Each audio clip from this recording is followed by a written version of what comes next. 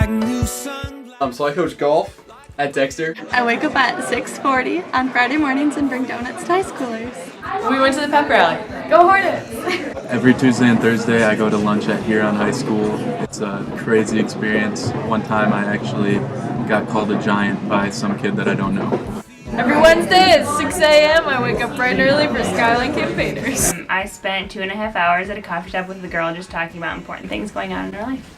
This past spring, I made the crazy decision, was prompted by the Lord, to coach an 8th grade lacrosse team. A couple mornings a week, us Dexter Wildlife leaders go to the middle school and hang out with the kids before the school day starts, hold the door open for them, greet them, say good morning, and just chat with them. Every Friday night we go to see the Huron football games and cheer on the guys we know on the field and get to hang out with the kids in the stands. So I wake up at 5:30 every Friday and go to Foggy Bottom and Dexter to read the Bible with some kids. So I went to the 7th grade football game to sit with the 8th grade football team.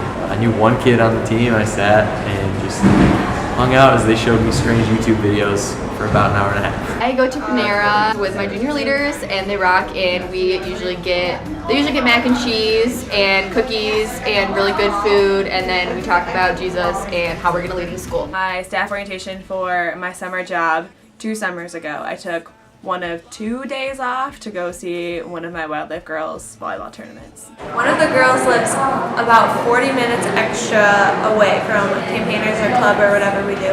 And I always pick her up. One of my girls got broken up with, so I drove to her house one night right after, brought her M&Ms and Doritos, and we just talked it out. Sat at an 8th grade rec basketball game for 2 hours by myself, watching middle schoolers play basketball.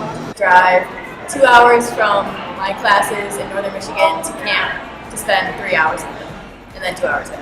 So we have this one kid on the track team, and a night before an event, he shoots me a text and says, "Hey man, I really want you to come to my meet tomorrow.